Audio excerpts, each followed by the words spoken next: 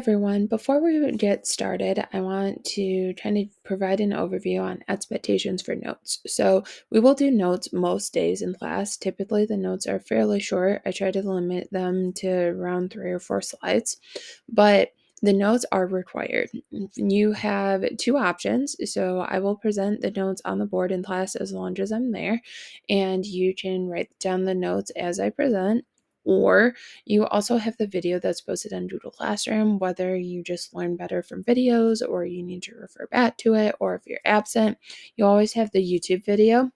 I have been posting them on YouTube so that if you want to turn on the closed captions instead of listening to the video, that is an option as well. In terms of the actual notes themselves, you have the option to either do them on paper, like in a notebook, as long as you keep them all in one place, and then upload a picture of your notebook each time we take notes, or you can do them digitally. In the past, I've had students use Doodle Dots, Doodle Tape, Canva, various different documents through the computer. So if you do them on the computer, then you need to figure out a way that you can upload them every time we do notes to earn credit.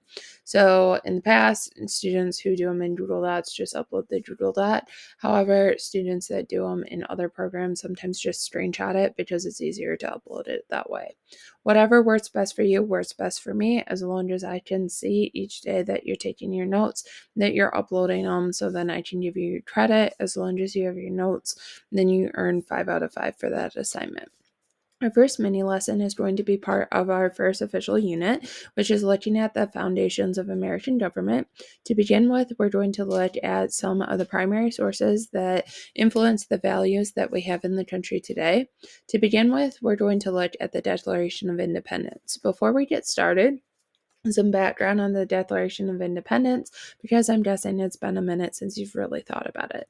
The Declaration of Independence was a document that was drafted by a committee of 5 individuals, including the main author, Thomas Jefferson, and Benjamin Franklin, as well as 3 others, in order to declare what complaints they had about how things were being run in the 13 colonies under Great Britain. This included complaints such as no taxation without representation, and concerns about being cut off from trade, and feeling that their governors within the colonies did not have a say, and also looking at the justice system. In the Declaration of Independence is broken down into different sections. The first section outlines why the Declaration of Independence was even drafted. Then it goes on to a list of 27 grievances, which were the complaints that the colonists had about how things were being run. And then it goes on to talk about the actual declaration and then the colonist signatures. So today we're going to look at specifically how the Declaration of Independence influenced the values within the United States by focusing specifically on equality, liberty, and the pursuit of happiness.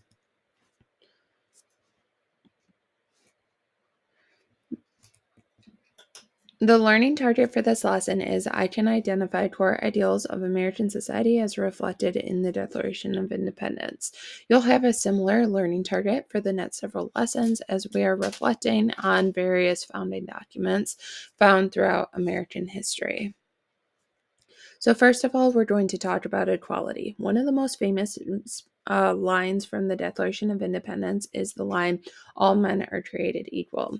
Throughout history, this has been widely debated within various historical implications. So, first of all, it was used within the abolition movement to end slavery. The argument was that Thomas Jefferson wrote that all men are created equal in the Declaration of Independence, which was supposed to be model for the new nation. However, not everyone was equal because the slaves were not equal and did not have rights. Initially, in the draft of the Declaration of Independence, Thomas Jefferson actually wrote a grievance talking about how one of the things that King George III did poorly was allowing slavery to continue as long as it did. However, that grievance was removed when going through the drafting process because the committee figured that people would not agree, especially the southern states would not agree to the Declaration of Independence if that was still included. This has also come up during the civil rights movement, so you'll see references to this in MLK speeches as well as other civil rights activists at the time. It's also been used to defend gender equality, especially within the women's rights movement. So, we're going to be looking at how various women use this in terms of expanding their rights.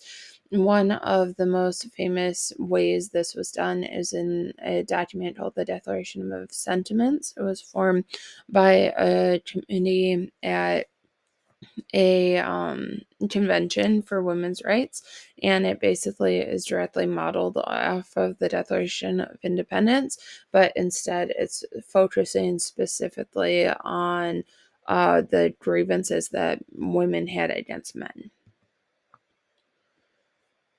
So the next one is looking at liberty. So liberty is included in the inalienable rights. So the inalienable rights were inspired by an English philosopher from the 1200s named John Locke, who is often considered one of the most influential political science philosophers in terms of developing the government within the United States. John Locke stated that no matter where people live, they should have the right to life, liberty, and property. When developing the Declaration of Independence, Thomas Jefferson adjusted this slightly to include life, liberty, and the pursuit of happiness. So, when we're looking at liberty, a lot of people associate this with freedom. So, there are different types of freedoms or protections that have come up over time. The first is political freedom. So, people having the right to vote, people having the right to be a part of the government system, people having the right to petition the government if they need to. Things that are included in the Bill of Rights, which we'll look at in a separate document, which is talking about freedom such as freedom of speech, freedom of religion. We'll talk more about the pursuit of happiness in a moment because that's actually a separate value. One of the things that we'll talk about once you have government is that sometimes these values kind of contradict one another. And an example of this is that the US government has found over time that there is a challenge in balancing the personal freedoms of individuals and allowing people to have things like freedom of speech and freedom of the press and freedom of religion versus public safety. So you'll look at that more in government, but sometimes those do contradict one another.